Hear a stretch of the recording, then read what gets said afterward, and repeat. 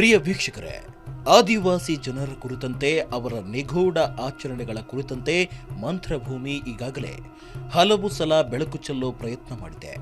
ಅವುಗಳಲ್ಲಿ ಮುಖ್ಯವಾಗಿ ಇರುಳಿಗರು, ಸೋಲಿಗರು ಮತ್ತು ಮೋಡಿಕಾರರು ಇವರೆಲ್ಲ ನಾಗರಿಕತೆಗೆ ಇತ್ತೀಚೆಗಷ್ಟೇ ತೆರೆದುಕೊಳ್ತಾ ಇರೋರು.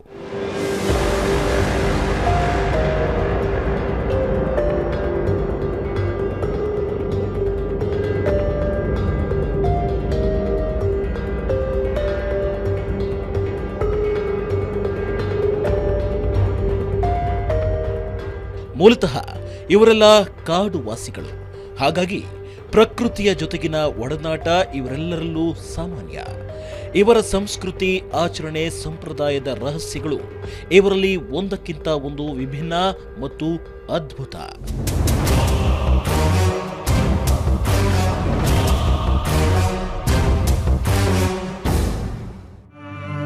ಅಂತಹದ್ದೇ ಆದ ಕಾಡಿನ ಜೊತೆ ಅವಿನಾಭಾವ ಸಂಬಂಧ ಹೊಂದಿದ ಇನ್ನೊಂದು ಆದಿವಾಸಿ ಜನಸಮುದಾಯವೇ ಜೇನು ಕುರುಬರು.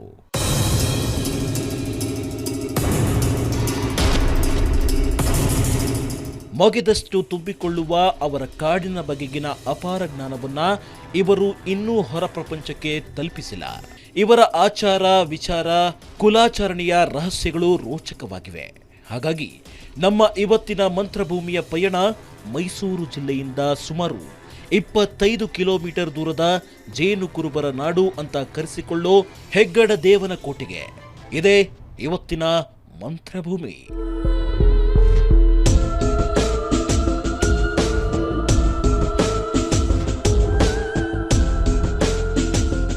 ದಟ್ಟ ಅರಣ್ಯವಾದ ಆ ಹಸಿರು ತಾಣ ನಾವು ಹೋದ ಸಮಯದಲ್ಲಿ ಮಾತ್ರ ಎಲೆಗಳೆಲ್ಲ ಉದುರಿ ವಸಂತನಿಗೋಸ್ಕರ ಕಾಯುತ್ತಿತ್ತು. ಆ ದಟ್ಟಾರಣ್ಯ ಬಿರು ಬೇಸಿಗೆಯ ಕಾವಿಗೆ ಹಸಿರು ಕಾಣದೆ ಅಸ್ಥಿ ಪಂಜರದಂತೆ ಕಾಣುತ್ತಿತ್ತು. ಇದರ ನಡುವೆ ಪಯಣಿಸುತ್ತಿರುವಾಗ ಆ ಕಾಡು, ಅಲ್ಲಿನ ಜನಪದ ಸಂಸ್ಕೃತಿಯ ಕುರಿತಂತೆ ವಿವರಣೆ ಕೊಡುತ್ತಿದ್ದವರು ಜಾನಪದ ತಜ್ಞರಾದ ಕ್ಷೀರಸಾಗರ ಮತ್ತು ಜೇನು ಕುರುಬರ ಜನಾಂಗದವರೇ ಆದ ಜಾನಪದ ತಜ್ಞ ಜೇನು ಕುರುಬರ ಸೋಮಣ್ಣನವರು. ಪ್ರಯಾಣದುದ್ದಕ್ಕೂ ಜೇನು ಕುರುಬರ ಕುರಿತಂತೆ ಸೋಮಣ್ಣನವರು ನಮ್ಮೊಡನೆ ಹಲವಾರು ವಿಷಯಗಳನ್ನ ಹೇಳ್ತಾ ಇದ್ರು. ಜೇನು ಕುರುಬರು ಅಂದ್ರೆ ಅಲ್ಲಿ ಹೆಸರೇ ಸೂಚಿಸುವಂತೆ ಕುರುಬರು ಅಂದ್ರೆ ಹುಡುಕುವವರು ಅಂತ ಅರ್ಥ. ಜೇನು ಕುರುಬರು ಅಂದ್ರೆ ಜೇನು ಹುಡುಕುತ್ತಾ ಹೋಗುವವರೆಂದು ಅರ್ಥ.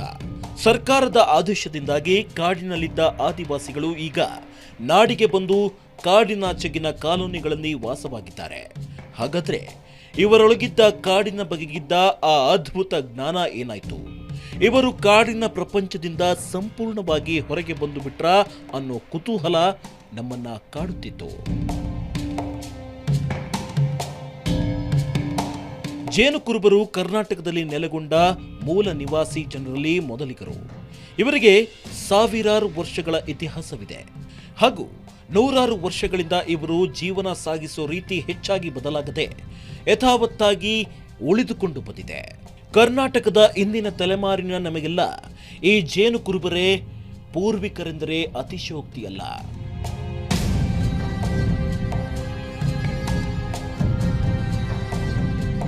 ಜೇನು ಕುರುಬರು ಕಾಡನ್ನೇ ನಂಬಿ ಅದರಲ್ಲಿ ಸಿಗುವ ಪದಾರ್ಥಗಳನ್ನ ಬಳಸಿ ಸೇವಿಸಿ ಬದುಕೋರು. ಮನುಷ್ಯ ಹಳ್ಳಿಗಳಲ್ಲಿ ನೆಲೆಸೋದಕ್ಕೂ ಮೊದಲು ಹೇಗೆ ಕಾಡುಗಳಲ್ಲಿ ಅಲೆದು ಬೇಟೆಯಾಡಿ ಬದುಕ್ತಿದ್ನೋ ಅದನ್ನು ಜೇನು ಕುರುಬರು ಇನ್ನೂ ಅನುಸರಿಸ್ತಾ ಬಂದವರು.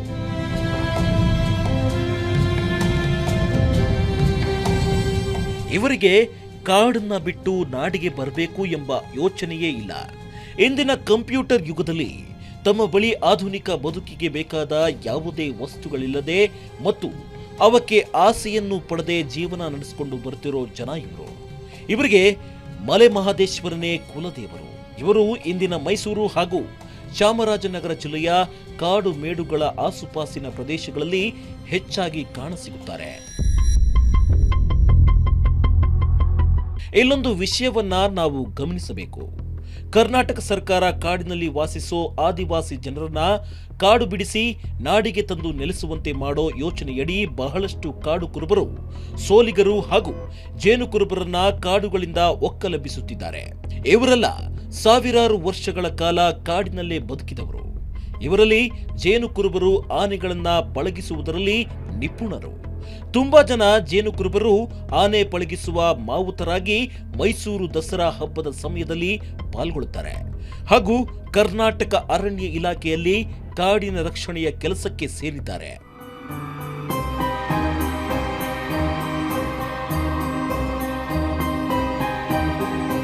ಹೀಗೆ ಜೇನು ಕುರುಬರ ಸೋಮಣ್ಣ ತಮ್ಮ ಸಮುದಾಯದ ಪರಿಚಯ ಮಾಡಿಕೊಳ್ತಾ ನಮ್ಮನ್ನ ಕಾಡಿನ ಮಧ್ಯೆ ಇರುವ ಒಂದು ಶಾಲೆಗೆ ಕರೆದುಕೊಂಡು ಹೋದ್ರು. ಆ ಶಾಲೆ ತುಂಬಾ ಚಿಕ್ಕದಾಗಿದ್ದು ಒಂದು ಕೋಣೆಯಂತಿತ್ತು. ಅಲ್ಲಿ ಶಿಕ್ಷಕರೊಬ್ಬರು ಕಾಡಿನ ಮಕ್ಕಳಿಗೆ ನಾಡಿನ ಶಿಕ್ಷಣ ಕೊಡ್ತಾ ಇದ್ರು. ಕಾಡಿನ ಮಕ್ಕಳಾದ ಜೇನು ಕುರುಬರು 1ನೇ ತರಗತಿಯಿಂದ 7ನೇ ತರಗತಿವರೆಗೆ ಆ ಸಣ್ಣ ಕೋಣೆಯಲ್ಲೇ ಕಲಿತಾ ಇದ್ರು.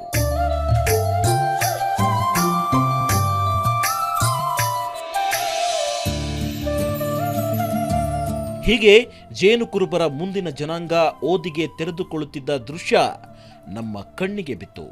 ಆ ಮಕ್ಕಳ ಮುಗ್ಧ ಕಂಗಳಲ್ಲಿ ಅದೇನೋ ಕುತೂಹಲ. ಈ ಮುಗ್ಧತೆಯ ಹಿಂದಿದ್ದ ಜೇನು ಕುರುಬರ ಕಾಡಿನ ಜ್ಞಾನದ ಕುರಿತಂತೆ ನಮ್ಮ ಹುಡುಕಾಟ ನಡೆದಿತ್ತು. ಹೀಗಾಗಿ ನಾವು ಅಲ್ಲಿಂದ ಮುಂದಕ್ಕೆ ಹೊರಟ್ವಿ.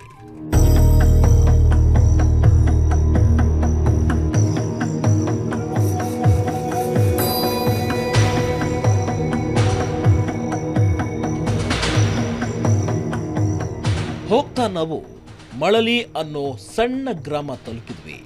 ಅಲ್ಲಿ ಒಬ್ಬರನ್ನ ಭೇಟಿ ಮಾಡಿಸ್ತೀನಿ, ನಿಮಗೆ ಬೇಕಾದ ಸಂಪೂರ್ಣ ಮಾಹಿತಿ ಅವರಲ್ಲಿ ಸಿಗುತ್ತೆ ಅಂತ ನಮ್ಮ ಜೊತೆಗಿದ್ದ ಸೋಮಣ್ಣನವರು ಹೇಳಿದ್ರು. ಅದರಂತೆ ನಾವು ಆ ಮನೆಯನ್ನ ತಲುಪಿದ್ವಿ. ಅಲ್ಲಾಗಲೇ ನಾವು ಭೇಟಿಯಾಗಬೇಕಿದ್ದ ಆ ವ್ಯಕ್ತಿ ಇನ್ನೆಲ್ಲಿಗೋ ಹೊರಟಂತಿತ್ತು. ಸರಿ, ನಾವು ಅವರನ್ನ ಹಿಂಬಾಲಿಸಿದ್ವಿ. ಅವರು ಒಂದು ಕೋಳಿಯನ್ನ ಹಿಡಿದುಕೊಂಡು ಎಲ್ಲಿಗೋ ಹೊರಟಿದ್ರು. ಕೋಳಿ ಹಿಡಿದು ಹೊರಟಿದ್ರೆಂದ್ರೆ ಅಲ್ಲೇನೋ ನಿಗೂಢ ಆಚರಣೆ ಇರಬಹುದಾ ಅನ್ನೋ ಕುತೂಹಲದ ವಾಸನೆ ನಮ್ಮ ಮೂಗಿಗೆ ಬಡಿತಿತ್ತು.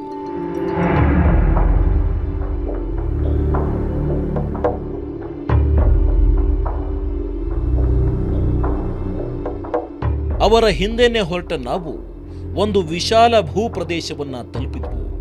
ನೋಡಕ್ಕೆ ಅದು ಅದ್ಭುತವಾದ ಜಾಗ. ಆ ಜಾಗ ಬರಿದಾದ ಕಬಿನಿ ನದಿಯ ಹಿನ್ನೀರ ಪ್ರದೇಶ ಆಗಿತ್ತು. ಅದನ್ನು ನೋಡಿದಾಗಲೇ ನಮಗೆ ರಾಜ್ಯಕ್ಕೆ ಅಮರಿಕೊಂಡಿರೋ ಬರದ ಭೀಕರತೆ ಕಣ್ಮುಂದೆ ಬಂತು.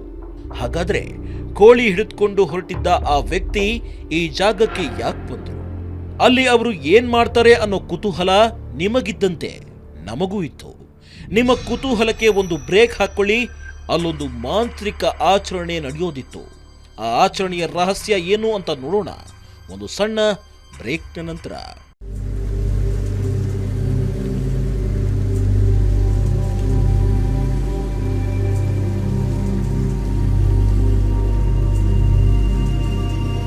ನಾವು ಏನನ್ನೂ ಮಾತನಾಡದೆ ಅವರನ್ನೇ ಹಿಂಬಾಲಿಸಿದ್ವು. ಅವರು ಸೀದಾ ಆ ಕಬಿನಿ ನದಿಯ ಹಿನ್ನೀರ ಪ್ರದೇಶದಲ್ಲಿ ಅಳಿದುಳಿದ ನೀರಿರೋ ಜಾಗವನ್ನ ತಲುಪಿದ್ರು. ಅಲ್ಲಿ ತಾವು ತಂದಿದ್ದ ಸಾಮಾನುಗಳನ್ನ ತೆಗೆದು ಅದರಿಂದ ಪೂಜೆಗೆ ವ್ಯವಸ್ಥೆ ಮಾಡೋಕೆ ಶುರು ಮಾಡಿದ್ರು. ನಮ್ಮ ಊಹೆ ನಿಜವಾಗಿತ್ತು.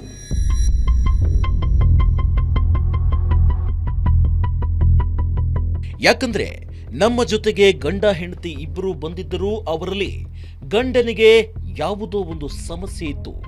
ಅದರ ನಿವಾರಣೆಗಾಗಿ ಅವರು ಇಲ್ಲಿಗೆ ಬಂದಿದ್ರು. ಹೌದು, ಹಾಗೆ ಕೋಳಿ ಹಿಡಿದು ಬಂದಿದ್ದ ಆ ವ್ಯಕ್ತಿ ಜೇನು ಕುರುಬ ಜನಾಂಗದ ಯಜಮಾನ, ಊರಿನ ಒಬ್ಬ ಕುಲ ಮಂತ್ರವಾದಿ. ಹಾಗಾಗಿ ಅವತ್ತು ಆ ದಂಪತಿಗಳು ಅಲ್ಲಿ ಪೂಜೆ ಮಾಡಿಸೋಕೆ ಬಂದಿದ್ರು. ಗಂಡನಿಗೆ ಸ್ವಲ್ಪ ದಿನದ ಹಿಂದೆ ಒಂದು ಅಪಘಾತ ಆಗಿತ್ತು. ಅದರಿಂದ ಭಯಕ್ಕೆ ಬಿದ್ದಿದ್ದ ಆತನಿಗೆ ಯಾವುದೇ ಕೆಲಸ ಮಾಡೋಕೆ ಆಗ್ತಾ ಇರಲಿಲ್ಲ. ಆ ಕಾರಣದಿಂದ ಗಂಡ ಹೆಂಡತಿ ಇಬ್ರು ಜೇನು ಕುರುಬರ ಮಂತ್ರವಾದಿಯ ಬಳಿ ಬಂದಿದ್ರು. ಜೇನು ಕುರುಬರ ಆ ಮಂತ್ರವಾದಿಯ ಹೆಸರು ರಾಜಣ್ಣ.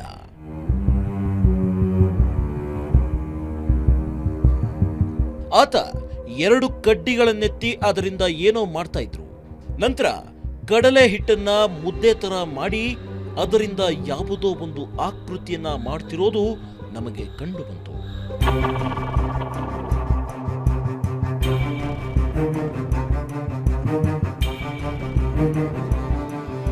ಅದೇನು ಅಂತ ನಾವು ಅವರಲ್ಲಿ ವಿಚಾರಿಸಿದಾಗ ಅದೊಂದು ದೇವರ ವಿಗ್ರಹ ಅಂತ ಹೇಳಿದ್ರು. ಅದರ ಹೆಸರು ಮಲಯಾಳಿ ದೇವತೆ.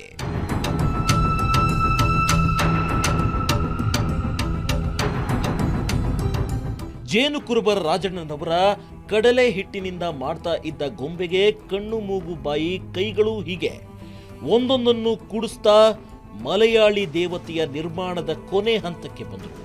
ನಂತರ ಕುಂಕುಮ ಅರಿಶಿನವನ್ನ ಅದರ ಮೇಲೆ ಸುರಿಸಿದ್ರು. ಆಮೇಲೆ ಅನ್ನವನ್ನ ಅದರ ಪಕ್ಕ ಸುರಿದು ಅದಕ್ಕೂ ಅರಿಶಿನ ಕುಂಕುಮ ಹಚ್ಚಿದ್ರು. ನಂತರ ಹೂಗಳಿಂದ ಆ ಮಲಯಾಳಿ ದೇವತೆ ಗೊಂಬೆಯನ್ನ ಸಿಂಗರಿಸಿದ್ರು. ಹಾಗೆ ಅದರ ಎದುರು ಎಲೆ ಅಡಿಕೆ, ಬಾಳೆಹಣ್ಣು, ಮೊಟ್ಟೆಯೊಂದನ್ನ ಇಟ್ರು. ಆ ಮೊಟ್ಟೆಗೂ ಅರಿಶಿನ ಕುಂಕುಮ ಹಚ್ಚಿದ್ರು.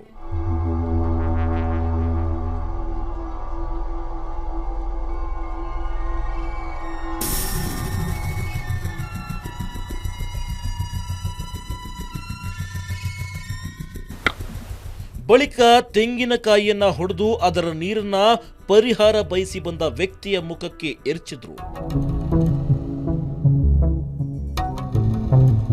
ಹಾಗೆ ಅಗರಬತ್ತಿಯಿಂದ ಪೂಜೆ ಮಾಡಿ ಆತನ ಕೈಯಿಂದಲೂ ಮಲಯಾಳಿ ದೇವತೆ ಗೊಂಬೆಗೆ ಪೂಜೆ ಮಾಡಿಸಿದ್ರು. ನಂತರ ಅರಿಶಿನ ಕುಂಕುಮ ಹಚ್ಚಿದ್ದ ಮೊಟ್ಟೆಯನ್ನ ರಾಜಣ್ಣನವರು ಆತನ ದೇಹಕ್ಕೆ ಸುತ್ತಲೂ ಆಡಿಸಿ ಮಂತ್ರಿಸಿ ಎಡಗೈಯಲ್ಲಿ ಕೊಟ್ಟು ಅದನ್ನ ಕಲ್ಲಿಗೆ ಹೊಡೆಯೋಕೆ ಹೇಳಿದ್ರು. ಆ ವ್ಯಕ್ತಿ ಹಾಗೆಯೇ ಮಾಡಿದ. ಅದಾದ ಮೇಲೆ ತಂದಿದ್ದ ಕೋಳಿಯನ್ನ ಹಿಡಿದು ವ್ಯಕ್ತಿಯ ಪರವಾಗಿ ಜೇನು ಕುರುಬರ ದೇವರಲ್ಲಿ ಪ್ರಾರ್ಥಿಸಿದ್ರು. ಆ ದೃಷ್ಟಿಯಿಂದ ಎಲ್ಲ ದೇವರು ಸೇರಿಸಿ ಗಂಗಮ್ಮ, ಗೌರಮ್ಮನವರು, ಪಾರ್ವತಿ ಪರಮೇಶ್ವರ ಸಾಕ್ಷಿಯಾಗಿ, ಈಶ್ವರ ಮುನಿವಾಸನ ಸಾಕ್ಷಿಯಾಗಿ, ತಾಯಿ ತಂದೆ ಈರು ಸುರು ಸಾಕ್ಷಿಯಾಗಿ, ಅವ್ರ ಮಂದವ್ರು ಕುಲದವ್ರು ಸಾಕ್ಷಿಯಾಗಿ ದೊಡ್ಡ ಪ್ರವೇಶಿಸಿದ್ದಾರೆ. ಎಲ್ಲ ಒಳ್ಳೆಯದಾಗಲಿ, ಮಕ್ಕಳಿಗಾಗಲಿ, ಮರಿಗಾಗಲಿ, ಕುಟುಂಬಕ್ಕಾಗಲಿ, ಯಾರೇ ಏನೇ ಮಾಡಿದ್ರು ದೋಷ ಕರ್ಮ ಪಾಪ ಪುಣ್ಯ ಇದ್ರು ಕೂಡ ಒಳ್ಳೆಯದಾಗಬೇಕು ನಮ್ಮ. ಅದಾದ ಬಳಿಕ ಕೋಳಿಯನ್ನಿಟ್ಟು ಅದರ ಮೈ ಮೇಲೆ ಎಲ್ಲರ ಕೈಯಿಂದಲೂ ನೀರು ಚಿಮುಕಿಸಿದ ಮೇಲೆ ಅದು ಮೈ ಕೊಡುವುದನ್ನ ಕಾಯ್ತಾ ಇದ್ದು ಅದು ಮೈ ಕೊಡುವುದು. ಅದು ಬಲಿ ಕೊಡಲು ದೇವರು ಸೋಮಣ್ಣನಿಗೆ ಅಪ್ಪಣೆ ಕೊಡುವ ಸೂಚನೆ. ಅಪ್ಪಣೆ ಸಿಕ್ಕಿದ ಕೂಡಲೇ ಆ ಕೋಳಿಯನ್ನ ಬಲಿ ಕೊಡಲು ರಾಜಣ್ಣ ಸಿದ್ಧರಾದ್ರು.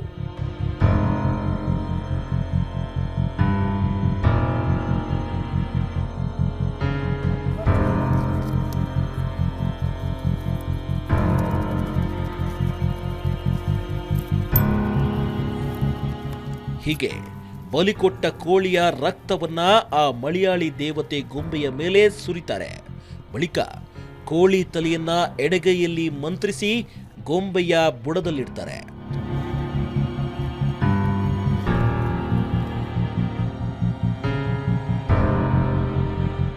ಆಮೇಲೆ ಅಲ್ಲಿದ್ದ ಅನ್ನದ ರಾಶಿಯಲ್ಲಿ ಒಂದು ಹಿಡಿ ಅನ್ನದ ರಾಶಿಯನ್ನ ಜೇನು ಕುರುಬರ ರಾಜಣ್ಣನವರು ಆ ದಂಪತಿಗಳ ಕೈಗಿಟ್ಟು ತಮ್ಮ ಬೇಡಿಕೆಯನ್ನ ಪ್ರಾರ್ಥಿಸುವಂತೆ ಸೂಚಿಸಿದರು. ನಂತರ ಆ ಅನ್ನವನ್ನ ಅಲ್ಲಿದ್ದ ಮಲಯಾಳಿ ದೇವತೆಯ ಗೊಂಬೆಯ ಮೇಲೆ ಎಸೆಯೋಕೆ ಹೇಳಿದ್ರು. ಅದರಂತೆ ಆ ವ್ಯಕ್ತಿ ಅನ್ನವನ್ನ ಎಸೆದು ಆ ಗೊಂಬೆಗೆ ಪ್ರದಕ್ಷಿಣೆ ಹಾಕಿದ್ರು.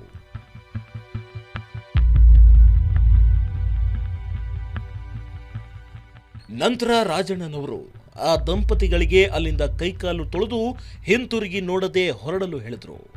ಅಲ್ಲಿಗೆ ಆ ಮಲಯಾಳಿ ದೇವತೆಯ ಪೂಜೆ ಕ್ರಮ ಮುಕ್ತಾಯ ಆಯಿತು.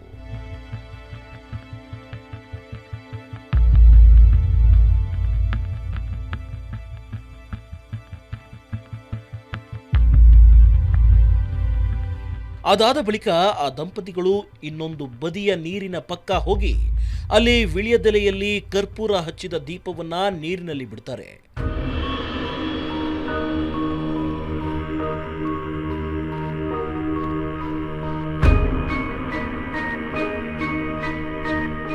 ಹೀಗೆ ಸಮಸ್ಯೆ ಪರಿಹಾರ ಆಗೋ ಜೇನು ಕುರುಬರ ವಿಧಿವಿಧಾನಗಳು ಕೊನೆಗೊಳ್ಳುತ್ತೆ. ಆ ಪ್ರಕ್ರಿಯೆಗಳ ಕುರಿತಂತೆ ನಾವು ಅವರನ್ನ ವಿಚಾರಿಸಿದ್ವು. ನಾನು ಯಾನ್ಪಟ್ಟಿಂದ ಹೋಗಿ ಬರಬೇಕಾದ್ರೆ ಅಂತರ್ಸಂತ ಪೊಲೀಸ್ ಸ್ಟೇಷನ್ ಹತ್ರ ಬಿದ್ದುಬಿಟ್ಟೆ. ಹಿಂದ್ಗಡೆಯಿಂದ ಟಪ್ಪದ ಬಂದು ನೋಡ್ಬಿಟ್ಟ, ಬಿದ್ದುಬಿಟ್ಟಿದ್ದೆ. ನಾನು ಸ್ವಲ್ಪ ಎದುರುಬಿಟ್ಟಿದ್ದೆ. ಹಾಗಾಗಿ ಮೊದಲು ರಾಜಣ್ಣವರು ನಮ್ಮವ್ರಿಗೆ ಒಂದು 2-3 ಜನಕ್ಕೆ ಒಳ್ಳೇದು ಮಾಡಿಕೊಟ್ರು. ನಮ್ಮೂರವ್ರಿಗೆ ನಾನೇ ಕರ್ಕೊಬಂದು ಇದು ಮಾಡಿಸಿದೆ. ಅದರಿಂದ ಬಂದು ಒಂದು ಇದು ಮಾಡಿಸ್ಕೊಂಡು ಶಾಂತಿ ಮಾಡೋ ಅಂತ ಹೇಳಿದ್ರು. ಅದು ಬಂದು ಶಾಂತಿ ಮಾಡೋಕ್ಕೆ ಬಂದು ಇವಾಗ ಬಂದು ಏನೇನೋ ಅವರು ಗೊಂಬೆ ಮಾಡಿ ಶಾಂತಿ ಮಾಡಿಕೊಟ್ರೆ ಅಂತರ ಹಾಕಾರ.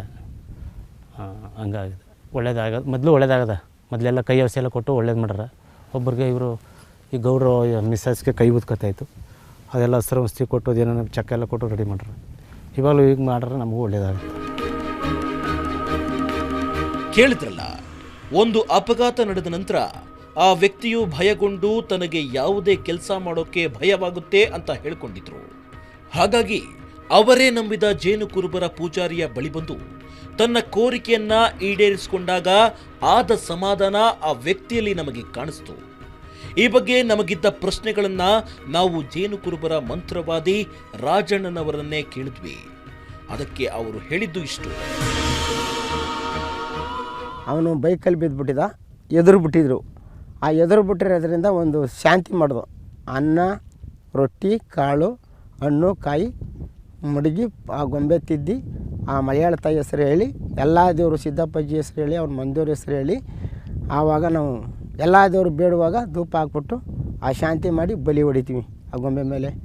ಆಗ ಹೊಡೆದಾಗ ಅವ್ರು ಕಮ್ಮಿ ಆಗುತ್ತೆ. ಎದುರಿಸೋದು ಬೆದರೋದು ಕನಸು ಕೂಡ ಬರೋಕ್ಕಿಲ್ಲ, ಎಲ್ಲ ಚೆನ್ನಾಗೈತೆ. ಅವಾಗ ಮಾಡಿ ಒಂದು ತಾತಿ ಹಾಕ್ಬಿಟ್ಟಿರ್ತೀನಿ, ಆ ಗುಣ ಆಗಿರುತ್ತೆ. ಜೇನು ಕುರುಬರ ಮಲಯಾಳಿ ದೇವತೆಯ ಆಚರಣೆಯನ್ನ ನೋಡಿದಾಗ ನಮಗೆ ಇದೊಂದು ಮಾಂತ್ರಿಕ ಆಚರಣೆಯಾಗಿ ಕಂಡುಬಂತು. ನಂತರ ನಾವು ಈ ಬಗ್ಗೆ ಜಾನಪದ ತಜ್ಞ ಕ್ಷೀರಸಾಗರರಲ್ಲಿ ಚರ್ಚೆ ಮಾಡಿದಾಗ ಜೇನು ಕುರುಬರ ಪುರಾತನ ಆಚರಣೆಯಾದ ಬುಂಡೆ ಕರೆಯೋದು ಅನ್ನೋ ವಿಭಿನ್ನ ಪದ್ಧತಿ ಜೇನು ಕುರುಬರಲ್ಲಿ ಈಗಲೂ ಇದೆ ಅನ್ನೋ ಇಂಟ್ರೆಸ್ಟಿಂಗ್ ವಿಷಯ ಗೊತ್ತಾಯಿತು. ಆ ಆಚರಣೆ ಹೇಗಿರುತ್ತೆ ಅನ್ನೋ ಕುತೂಹಲ ನಿಮಗೂ ಇದೆ ಅಲ್ವಾ? ಅದನ್ನ ತೋರಿಸ್ತೀವಿ ಒಂದು ಚಿಕ್ಕ ಬ್ರೇಕ್ನ ನಂತರ.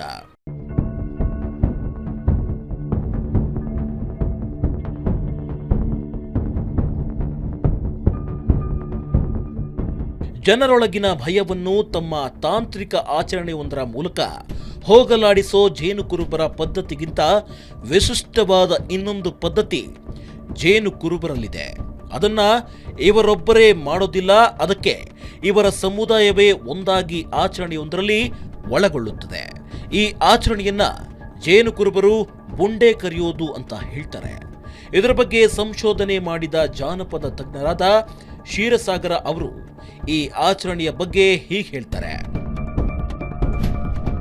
ಬುಂಡೆ ಕರೆಯುವಂಥ ಪದ್ಧತಿನ ಕೆಲವು ಕಾಯಿಲೆಗಳನ್ನು ವಾಸಿ ಮಾಡೋಕ್ಕೂ ಕೂಡ ಬಳಸ್ಕೊಳ್ತಾರೆ.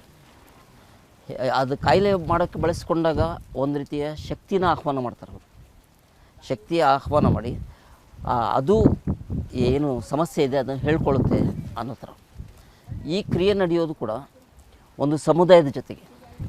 ಅಂದರೆ ಯಾವುದೇ ವ್ಯಕ್ತಿಯ ಕಾಯಿಲೆ ಇರ್ಬೋದು, ಮಾನಸಿಕ ಖಿನ್ನತೆಗಳಿರ್ಬೋದು, ಎಲ್ಲನೂ ಕೂಡ ಅದು ವ್ಯಕ್ತಿಗೆ ಮಾತ್ರ ಸಂಬಂಧಪಟ್ಟಿದ್ದಲ್ಲ, ಸಮುದಾಯದ ಒಂದು ಭಾಗವಾಗಿ ಅದನ್ನು ಬಗೆಹರಿಸಬೇಕು ಅನ್ನೋ ಕಾರಣಕ್ಕಾಗಿ ಮುಕ್ತವಾಗಿ ಸಮುದಾಯದ ಜೊತೆಗೆ ಚರ್ಚೆ ಮಾಡ್ತಾನೆ ಅವ್ರಿಗೆ ಆಗಿರುವಂಥ ಸಮಸ್ಯೆಗಳ ಬಗ್ಗೆ ಅಲ್ಲಿ ಸಂವಾದ ನಡೆಯುತ್ತೆ. ಮತ್ತು ಅದಕ್ಕೆ ಹೇಗೆ ಹೋಗಲಾಡಿಸ್ಬೋದು, ಏನು ಕಾರಣ, ಈ ಥರದ್ದೆಲ್ಲ ಅಲ್ಲಿ ಚರ್ಚೆ ಆಗುತ್ತೆ. ಈಗ ಬುಂಡೆ ಕರೆಯೋದರ ಪಾರಂಪರಿಕ ಹಿನ್ನೆಲೆ ಗೊತ್ತಾಯಿತು. ಅದರ ಆಚರಣೆ ಹೇಗಿರುತ್ತೆ ಅನ್ನೋದನ್ನ ಕೇಳಿದಾಗ ಜೇನು ಕುರುಬರ ಆ ಯಜಮಾನರೇ ಅದನ್ನ ಮಾಡಿ ತೋರಿಸ್ತೀನಿ ನೋಡಿ ಅಂದ್ರು.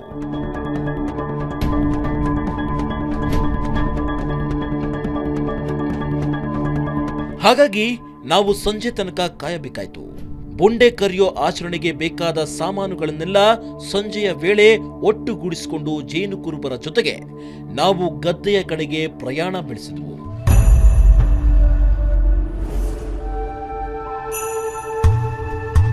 ಅಲ್ಲಿ ತಲುಪಿದ ಮೇಲೆ ಜೇನು ಕುರುಬರ ಕುಲದ ಯಜಮಾನರಾದ ರಾಜಣ್ಣನವರು ಬುಂಡೆ ಕರೆಯುವ ಕಾರ್ಯಕ್ರಮದ ಸಿದ್ಧತೆಯಲ್ಲಿ ತೊಡಗಿದ್ರು.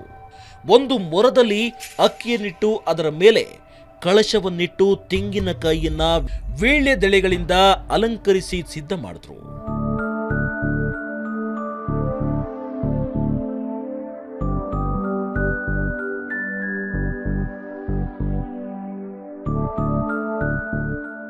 ಮೊಟ್ಟ ಮೊದಲ ಒಂದು ಹಂತದ ರೋಗಗಳಿಗೆ ಇವ್ರನ್ನೆಲ್ಲ ಕರೆದ್ಬಿಟ್ಟು ಬುಂಡೆ ಕರೆಯೋ ನಮ್ಮ ಹಿರಿಯ ಯಜಮಾನರು ಗುಡ್ರು ಎಲ್ಲ ದೇವ್ರುಗಳನ್ನೂ ನೋಡ್ತಾರೆ.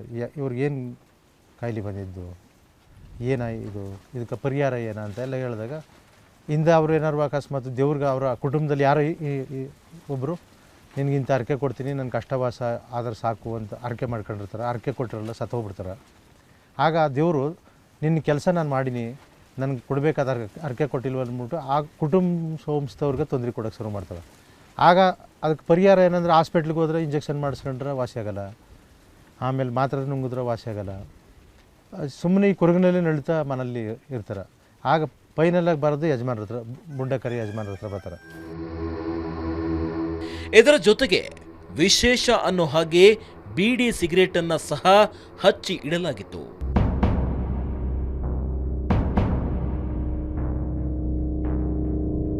ಮೊದಲಿಗೆ ಕರ್ಪೂರವನ್ನ ಹಚ್ಚಿ ಆರತಿ ಎತ್ತಿ ಪೂಜೆಯನ್ನ ಶುರು ಮಾಡಿ ಆ ಕಾರ್ಯದ ಬಗ್ಗೆ ಅವರೇ ಶುರುವಿನಲ್ಲಿ ಮಾತನಾಡಿಕೊಂಡ್ರು. ಇವರ ಸಮುದಾಯದಲ್ಲಿ ಸತ್ತ ವ್ಯಕ್ತಿಗಳಿಗೆ 11ನೇ ದಿನಕ್ಕೆ ತಿಥಿ ಮಾಡಲಾಗುತ್ತೆ. ಆ ದಿನ ರಾತ್ರಿ ಆತನ ಆತ್ಮವನ್ನ ಇದೇ ರೀತಿ ಹಾಡು ಹೇಳ್ತಾ ಸತ್ತವರನ್ನ ಭೂಲೋಕಕ್ಕೆ ಇಳಿಸಿ ಅವರೊಡನೆ ಮಾತನಾಡ್ತಾರೆ. ಆದರೆ ಅಲ್ಲಿ ಸತ್ತ ವ್ಯಕ್ತಿ ಬೇರೆಯವರ ದೇಹದಲ್ಲಿ ಆವಾಹನೆಯಾಗಿ ತನ್ನ ದುಃಖ ದುಮ್ಮಾನಗಳನ್ನು ಸೇರಿರುವ ಜನರ ಮುಂದೆ ತೋಡಿಕೊಳ್ತಾನೆ. ಅದಾದ ಬಳಿಕ ಈ ಬುಂಡೆಯನ್ನ ತಾತ ಮುತ್ತಾತರ ಹೆಸರು ಹೇಳಿ ತೆಗೆಯಲಾಗುತ್ತೆ. ಇದು ನಮ್ಮ ತಾತ ಆಯ್ತಾ ಇದ್ರ ಮಾಡ್ತಕ್ಕಂಥ ಕೆಟ್ಟು ಇವತ್ತು ನಮ್ಗೆ ಆ ಗುರುಬಲ ಸಿಕ್ಕಿದೆ. ಇವತ್ತು ನಾವು ಆ ಗುರುಬಲದಲ್ಲಿ ಎಂತೆ ಒಂದು ಹೊಟ್ಟೆ ನೋವು ಬರ್ಬೋದು, ಜ್ವರ ಬರ್ಬೋದು, ಕಾಯಿಲೆ ಬರ್ಬೋದು, ತಲೆನೋವು ಬರ್ಬೋದು, ಅಲ್ಲ ಒಂದು ಸುಸ್ತು ಸಂಕಟ, ಒಂದು ದಯ್ಯಾದೇವನಲ್ಲಿ ಭೀತಿ ಸಂಖ್ಯೆ ಇದ್ದರೂ ಕೂಡ ಇಂಥ ಹಸೆಬುಡಿ ನಾವು ಮಾಡ್ತಕ್ಕಂಥದ್ದು ಈ ಧರ್ಮರ ಗದ್ದಿಗೆ, ಇದು ಶಿವನ ಗದ್ದಿಗೆ, ಮೇಲ್ಲೋಕ ಕೀಳ್ಲೋಕದವ್ರು ಸತ್ಯವಾಗಿ ಈರ್ಮಾಸ್ತರ ಸಾಕ್ಷಿಯಾಗಿ ನಾವು ಒಂದು ಸತ್ತಿರೋಂಥ ಪ್ರಾಣನ 11 ದಿವಸಕ್ಕೆ ಹಸೆಬುಡಿ, ಇದೇ ಥರ 11 ದಿವಸಕ್ಕೆ ಹಸೆಬುಡಿ 12 ದಿವಸಕ್ಕೆ ಒಬ್ಬರು ಮೈ ಮೇಲೆ ಬರೆಸಿ ಅನ್ನ ನೀರೆಲ್ಲ ಕೊಟ್ಟು ಆ ಯಜಮಾನ್ರ ಮುಖಾಂತರನೇ ನಾವು ಗುಡ್ರ ಪರವಾಗಿ ಮಾಡಿಕೊಟ್ಟದನ್ನ ಅಲ್ಲಿ ಅವ್ರು ಬಂದು ಮಾತಾಡಿ ಅವ್ರ ಊಟ ತಿಂಡಿ ಎಲ್ಲ ಮಾಡಿ ಹೋದ ಮೇಲೆ ಸಗ್ಗ ಸುಡುಗಾಣಿಗೆ ನಾವು ಹೋಯ್ತೀವಿ. ಆವಾಗ ನಮ್ಮ ತಾತ ಎತ್ತಿದ್ರ ಹೆಸರು ಹೇಳಿ ಈ ಗುಂಜಿನ ಈ ಬುಂಡೆನ ಎತ್ತುತ್ತೀವಿ ತಂದೆ ಶರಣಾಮ. ಬುಂಡೆ ಕರೆಯೋ ಗುಡ್ಡರ ಜೊತೆಗೆ ಅವರ ಸಮುದಾಯದ ಮಹಿಳೆಯರು ಸುತ್ತ ಕುಳಿತು ಅದಕ್ಕೆ ಹಿನ್ನೆಲೆಯಾಗಿ ಹಾಡ್ತಾರೆ.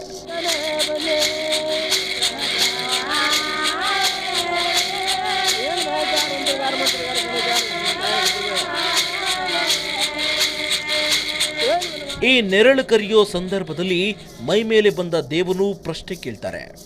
ಯಾವುದೇ ಸಮಸ್ಯೆ ಇದ್ರೆ ಆ ಸಂದರ್ಭದಲ್ಲಿ ಪ್ರಶ್ನೆ ಕೇಳಲಾಗುತ್ತೆ. ನಾವು ನಮ್ಮ ಕಾರ್ಯಕ್ರಮದ ಕುರಿತಂತೆ ಪ್ರಶ್ನೆ ಒಂದನ್ನ ಕೇಳಿದ್ವು. ಯಾವ ಉದ್ದೇಶಕ್ಕಿಟ್ಟಿದ್ದಕ್ಕಂತ ಇಲ್ಲಿ ಕಾರ್ಯಕ್ರಮ ಮಡಿಗೆ ಅರ್ಥ ಆಯ್ತಾ ಮಗನೇ? ಇದುವರೆಗ ಕೆಟ್ಟದಾಗಿಲ್ಲ ನಾವೆಲ್ಲ ಕಂದ, ಅರ್ಥ ಆಯ್ತಾ ಮಗನೇ? ಇವತ್ತು ನೀನು ಮಾಡೋಂಥ ಗೌರ್ಮೆಂಟ್ ಕೆಲಸದಲ್ಲಿ ಇದು ಬೇಕು, ನನಗೆ ನಮ್ಮ ಜನಕ್ಕೆ ಒಳ್ಳೇದು ಮಾಡ್ಬೇಕಂತ ಬಂದಿದ್ದೇನಪ್ಪ. ಇವತ್ತು ನಿನ್ನ ಕಾರ್ಯ ಒಳಗೆ ಇಡಿಸ್ಕೊಂಡು ಇಡೀ ಮಕ್ಕಳೆಲ್ಲ ಕೂತ್ಕೊಂಡು ಬಜಾರ್ದೊಳಗೆ ಇದು ಬೆಳ್ತೂರು ಗಡಿ ಅಂದರೆ ದೊಡ್ಡ ಗಡಿ ಮಗನೆ, ಅರ್ಥ ಆಯ್ತಕ್ಕಂದ? ಈ ಬಸವನ ಗುಡಿ ಒಳಗಡೆ ಬಸಪ್ಪ ನಿಲ್ಲಿಸಿದಾಗ ನಿನ್ಗೆ ಉತ್ತರ ಕೊಡ್ತೀವಿ ಮಗನೆ. ಅದು ಕೊನೆಯವರೆಗೆ ಗಂಟೆ ಹೋಗ್ಬೇಕೆ ಹೊರತು ಕಮ್ಮಿಲಿ ಅಂತ ಬಿಡಾಕ್ ಹೋಗ್ಬೇಡ ಮಗನೆ. ಪ್ರಶ್ನೆ ಕೇಳಿದ ಮೇಲೆ ಅವರು ಮತ್ತೆ ಹಾಡಲು ಶುರು ಮಾಡ್ತಾರೆ. ಹೀಗೆ ಸುಮಾರು ಹೊತ್ತು ಕಳೆದು ಹೋಯಿತು.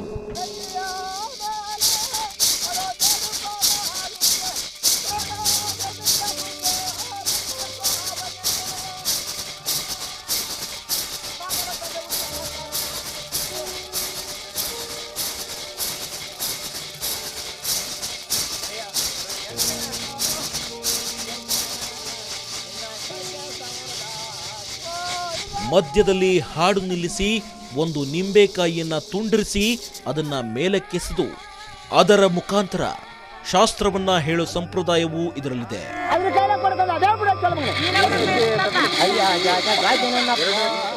ಹೀಗೆ ಪ್ರಾಕೃತಿಕವಾಗಿ ಕೊಡೋ ಸೂಚನೆಗಳ ಮುಖಾಂತರವೇ ತಮ್ಮ ತಮ್ಮ ಸಮಸ್ಯೆಗಳಿಗೆ ಜೇನು ಕುರುಬರು ಪರಿಹಾರ ಕೊಡ್ತಾರೆ. ಇದು ಜನಪದರ ವಿಶಿಷ್ಟ ನಂಬಿಕೆ.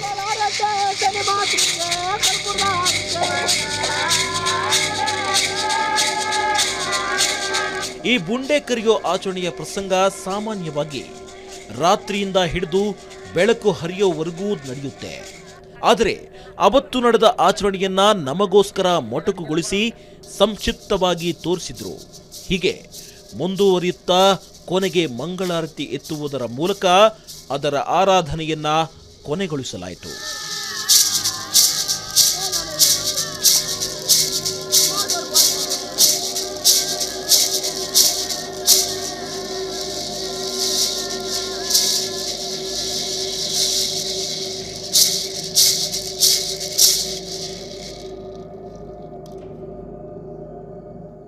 ನಾವು ಇನ್ನೊಂದು ಗಮನಿಸಬೇಕಾಗಿರೋದೇನೆಂದರೆ ಇವರು ಬರೀ ದೇಹಕ್ಕೆ ಮಾತ್ರ ಚಿಕಿತ್ಸೆ ಕೊಡೋದಿಲ್ಲ, ಆ ರೋಗಕ್ಕೆ ಮಾತ್ರ ಚಿಕಿತ್ಸೆ ಕೊಡೋದಿಲ್ಲ, ಮಾನಸಿಕವಾಗಿಯೂ ಕೂಡ ಚಿಕಿತ್ಸೆ ಕೊಡ್ತಾರೆ. ಅಂದರೆ ಒಂದು ಮನಸ್ಸು ಅದನ್ನು ಒಪ್ಕೊಳ್ಬೇಕು.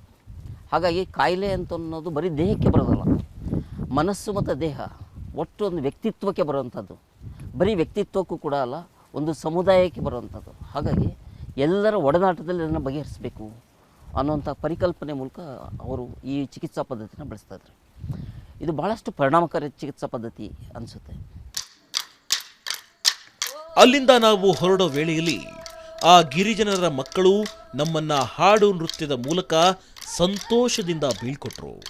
ಹೀಗೆ ಕಾಡಿನ ಮಕ್ಕಳ ಅರಣ್ಯ ಸಂಸ್ಕೃತಿಯ ಮಹಾ ಜಗತ್ತಿನೊಳಗೆ ಓಡಾಡಿ ಬಂದ ತೃಪ್ತಿಯಿಂದ ನಾವು ಅಲ್ಲಿಂದ ಹೊರಟವು. ಬೆಂಗಳೂರಿಗೆ ಬರುವಾಗಲೂ ಜೇನುಕುರುಬರ ಅದ್ಭುತ ಸಂಸ್ಕೃತಿ ಪರಂಪರೆ ನಮ್ಮೊಳಗೆ ಓಡಾಡ್ತಾನೆ ಇತ್ತು. ಇದು ಇವತ್ತಿನ ಮಂತ್ರಭೂಮಿ.